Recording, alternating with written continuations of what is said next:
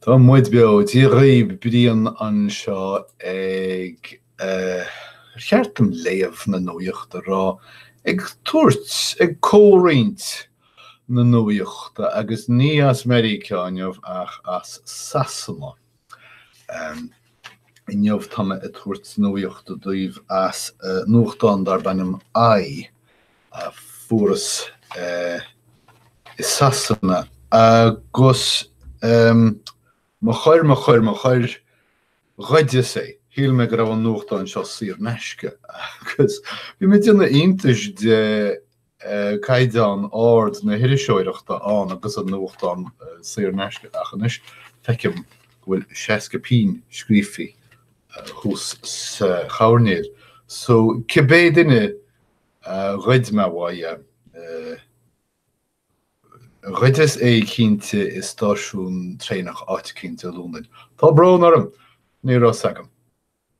Ach, mar dém tá caighdeán sa cháirt agus caiithime beaganí níos mú áil amach faoi. Tagan sé ó Johnston Publications, Cavendish Square, London. Céhéad sin. Tású legam nach chuir éon bhaint ag Johnston le Johnson ha cé leis na súlaí seo. Well, achal naidid le America tá feib amadíochta ag Sasanna freisin. Sin iad súile Boris Johnson. Well, na súile céan díirithe go hiile is go hiomlán Ivre Desráid Daoine, Lúndain. Tuigeann sé cholág is atá Theresa May agus is cumas a tuach leis go do tharlaíonn de Sasanna níl teastáil bhaid ach príomh éireacht na tíre sin. Mar thrua Sasanna ní achas amadán níos mó sa síl peibli má chuireann sibh uachtarán ratha Mheireacha as an áireamh. Ach, nuaíocht, leanana muid raibh. Tá súr... Níor hiigme chu cliste agus atá an pictiúr seo. Bleanna géir. Ar nó na súile atá I bleanana amach tuaid a scoilt agus níor cheangail me an pictiúr sin leis an ráite a thug sé an lá ribh. Dul scéil seo é nuaíocht don chéadaoin an tochtú lá Lúnasa 2018. Agus dé máirt na seachtainú sin rinne hawlaí Boris Johnson mrá Muslamacha a chahan an Burka le bosci poist agus na súile I bleanú amach sa scoilt. Agus ar nó níochameach na súile níor hiigme gur tagart a pictiúr seo don ráite a thug sé faoin am rá Muslamacha. Néidir céhéad daoine eile ná thuige. Agus sé cliste, tá sé an cliste. Tá an nuachtáin ag tuairt le fios go bhfuil ceannairí an pháirtí ceannairí na Dórais na Gomadach Comadi is dócha tá focail eile thugtar ag iompú in aghaidh Boris Johnson. Ach, tá damáiste dionanta, tá Johnson ag tiomsú tacaíochta agus cúachta ó choshaintear a pháirtí agus na Hamadáin. Agus más féidir leis an choshaintear sin cheantu isteach I bhótaí ba leis. Bhuail láthir níl de rogha ag Sasanna sa chéad oltáchan eile ach eisian, mar ní féidir a Theresa May seasamh, féidir. Agus mar rinne eile atá gannas ar bartí ar lucht ibre a bhfuil ennim dermatí agam ach tá sé smálathe henne féin ag na meáin a thugan na fis gur marcsach tin seandian bheith. Jeremy Rudikint. Cathe nach bhfuil mór an in andó nuair nach féidir liomsa smuoinú ar ennim. Tá an príomhfheara ag impíir a leiscil a gháil as an ráiteas seo. Ach, ní hé gur thug sé tweetamach faoi nó gur labhair sé faoi. D'ailse sé alt faoi. Bhí an masla seo túiste. Tá an íorrúnaí grathí eachtracha faoi líomhainn ag a cóidleacathe go bhfuil sé ag gríosú islamófóibe sa Bhreatain agus déantóin leis tá sé a gúsáid polítíocht an fuatha chun vótaí a bhailiú. Agus ní maiam agus is anmh mé ag saoilú daoine le Hitler ach sin díorchar ina Hitler. Dhríosa sé daoine ina giúdaí agus tá Boris Johnson i teanna sin is tíorach.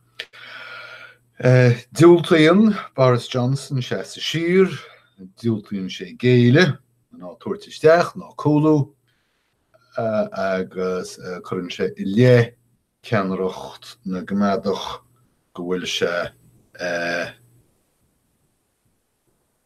go bhfuil siad ag ghearradh an díospóireacht a scriosadh ar librálachas. Librálachas! No. Cad déir an nuacht an aghaidh faoi haon deir siad gur caighdeán achomar atá. Is mailim an focail sin achomar agus bhí mé ag ghearradh i úsáid agus mé ag labhairt i neamh. Todhchaí na hiiriseoireach de neamh spleáid. Súil agam gur fíor sin. Tá trí scéal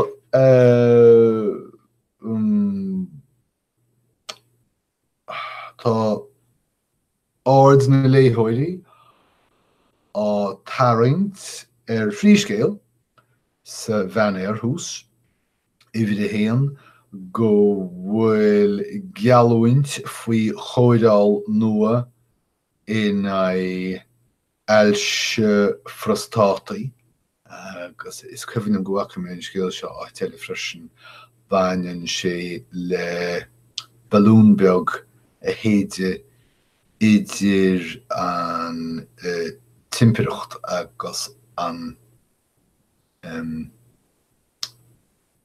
areog Phróstatach anas gur féidir níos mó radianíomhaíocht a dhíriú ar an bhearóg. An beidir nach le ceart amach, sinna deir sé, agus cínte ní éadach an ráscéal faoi Ailse Phróstatach teacht chun tosaí an am ceanna. Bhí me ag teanna amach na bhlideannaí cén réilge a chuir fí ar lifehack agus seo é. Tháinig sé thugam ar maidin síolshift. So, in éice scéal faoi Ailse Phróstatach tá scéal faoi Ailse Bhrolaí. Síolshift in na Ailse Bhrolaí. Níl le héadán deir siad. Nochtathe a deir siad. Imleoirí sachar ar heparthab i scrúdathe drugaí áineasa. Cad is druga áineasa an ráineach, mar hampla. Ar bhíidir drugaí fóliaachta a chur arab? Céach is fearr, druga áineasa nó druga fóliaachta? Sé fearlam fóliacht, na sa go cén fá.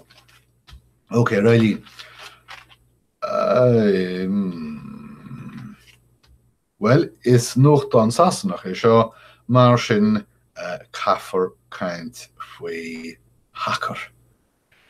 Is cosúil gur díalú Arsenal. Ní túidir agam cé dhéala agus cé cheanna ach baint ag geanaíthóir le Delaware.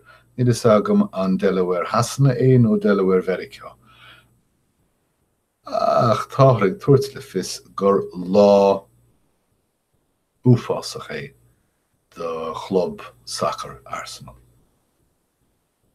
Anish, smailm Anish. Der Katie Balls agus gealam leat go bhfuil siise gailta le Ed Balls. Ag tuairt le tuiscint nach naidhúí leis an iirecht an Bhreatain na Chiantú isteach ina chearman ísealcánach. Intim léichem. Daire leis na Elvéis, daire leis na Hileán Céimeán, ach ní féidir le tír le déanra chomh mór leis an Bhreatain brabach a dhéanamh sa leithéid. Matrís. Schás seo níl líon tú ar matrís, gan me leis go chaime má Pean Louis. Áid. Ní Pean Louis é nechrach. Pean gorm. Dúch gorm. Ach legan amach ifrechaí. Tás agah sé a focail céanna a úsáidtear don scanan sin faoin neamhréaltucht. Ach matrís sin í an ghaeilge is cosúil. Is cosúil go bhfuil ráta go súntasach níos iirde néaltrathe ag daoine Gorma nó mar atá ag daoine bána.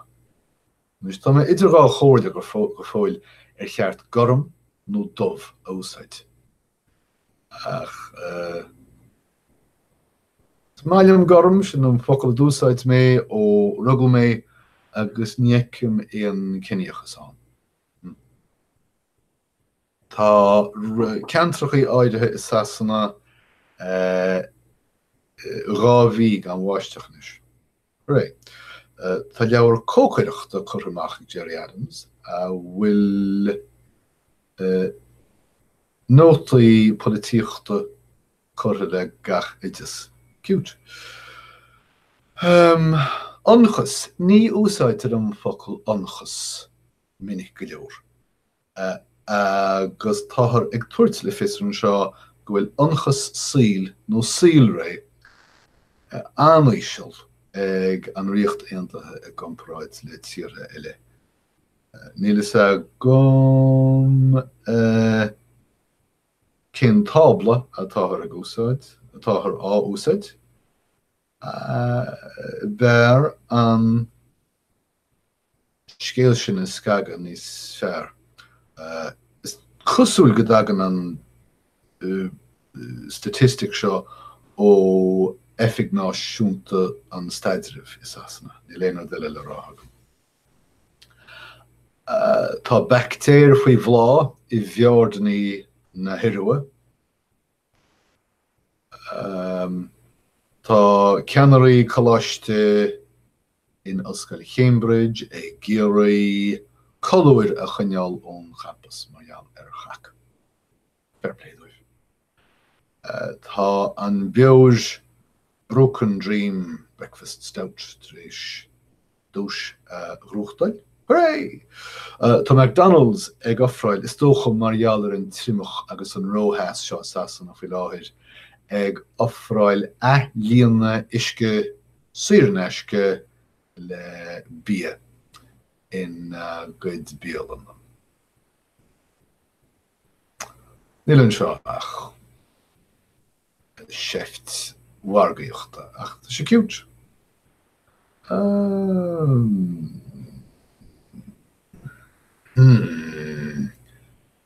Ein dúirfí millseoir ar sucralós.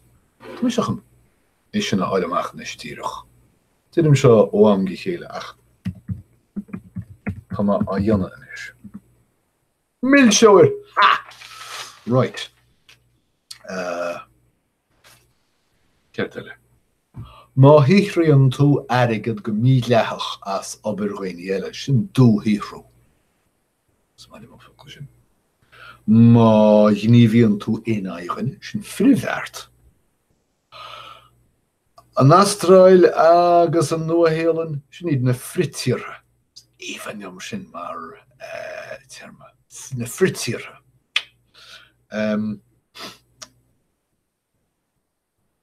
Feiceann tú na longa móra seo na faragaí go minic agus feictear na boscaí móra mittelweheb chúl leoratha go minic ar na bóise. Tugtar cumadáin ar na boscaí sin tearmá. Tá mise ag cuineáil an tearmar sin.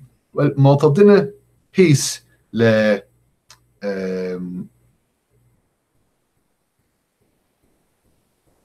tá focail béarla inniu an freisin.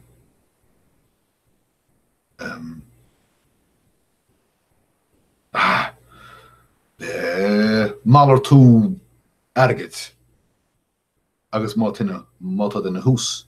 Tá duine hús sin ina Harbhí. Is Tarbhí é, is maiile an focail sin. Má tá tú muíneach agus ag corthú féin chun Cáin, tá tú teantasach. Smaillim sin. Tá rá sais áthach spásán. Ceann le daoineanta agus ceann nachfuil daoineanta. Agus tugtar na Cáin le daoineanta spásáirí fórnethe. Chos sin go teas faoi irin. Stócha bhfuil na Cáin eile neamhórnethe. So sinna méid, sin iad na scéalta móra ó hasanna ó nuacht an ai don 8 lá mí lúna sa 2018. Agus tásúlagam go bhain sibh tairmhe úsáid beidir fiú tainmh as sin agus go maiid a chaintla chéile a rís sarabhád. Ach idir an dálín go imreacht é armh. Slán.